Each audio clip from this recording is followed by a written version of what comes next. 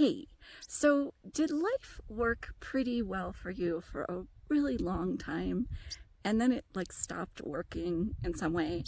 Maybe you're the kind of person who followed the conventional wisdom. You worked pretty hard at all the right things and things just worked out well.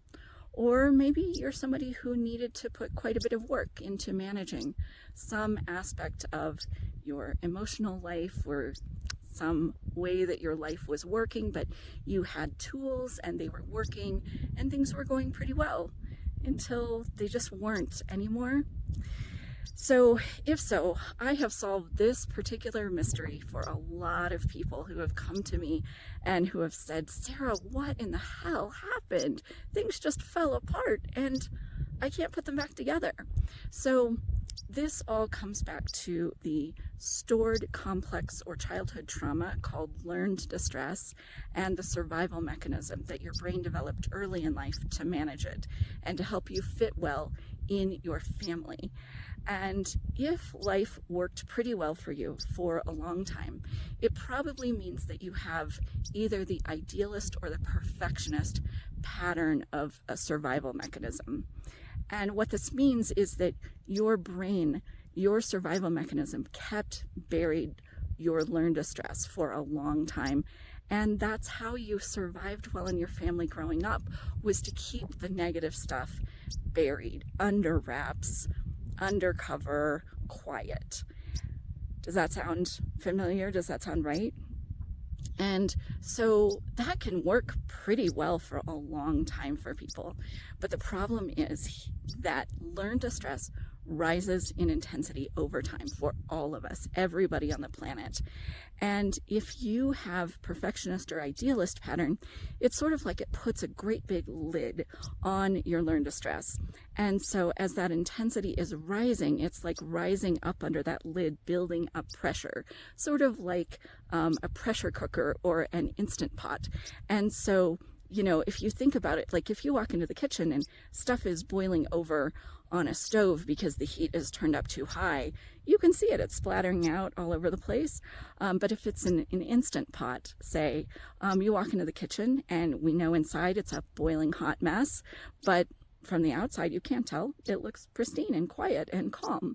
And so what happens, though, is that the pressure of learned distress eventually blows the lid off your survival mechanism and things feel really out of control.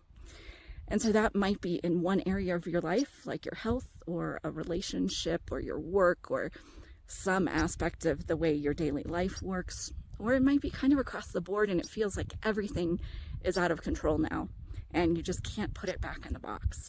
If this is where you are, I'm so sorry. I know it's really sucky, but there's kind of a silver lining here, because what I have seen over the last 25 years of guiding people through removing their learned distress is that this is the point where your survival mechanism will actually allow you to peel off layers of learned distress permanently. So when you do, your core well-being, this feeling at your core that you are just great being yourself, it becomes the driving mechanism for more and more of your life. Life gets easier and feels better even than it did before, way before the lid blew off.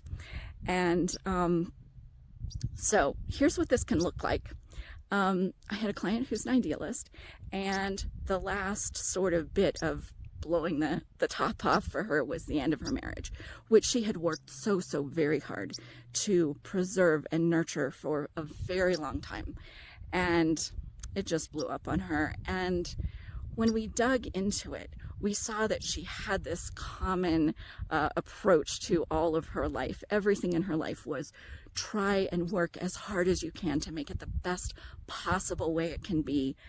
And she had reached like the breaking point with that, where she was exhausted. She couldn't do it anymore, and it wasn't working anymore in any part of her life. And so as she started to remove layers of learned distress, it was so cool. She kept calling me and saying things like, I just got up on Saturday morning and usually I would just get right to my list and get through it and force my way through it.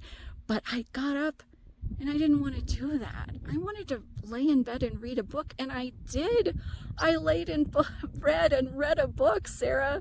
I haven't done that in years. And then I had some lunch, and then I thought, I really want to watch a couple more episodes of my Netflix show. And so I did that. And then I felt like getting to my list, and I did. And it was easy, and it went faster than it really ever has before.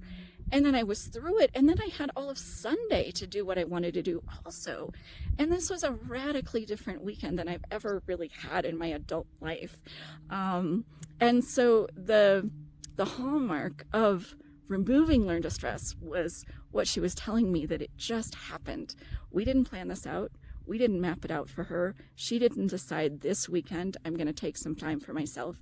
It just happened. She just woke up and felt different and behaved differently. And that's what happens when you're removing learned distress, not just fighting it or controlling it or managing it. So I have been seeing this for the last 25 years for so many of my clients. And so if you're in this place where you're feeling like you're at this breaking point where things have sort of ground to a halt, I want you to know that things can be really different and feel so much better and easier than where you are right now. And so anyway, I'm so glad you joined me. I really hope this has been helpful, at least to understand what's been going on and to know that there's a different way forward. And I will see you next time out here on the hiking trail, and I hope you have a great day.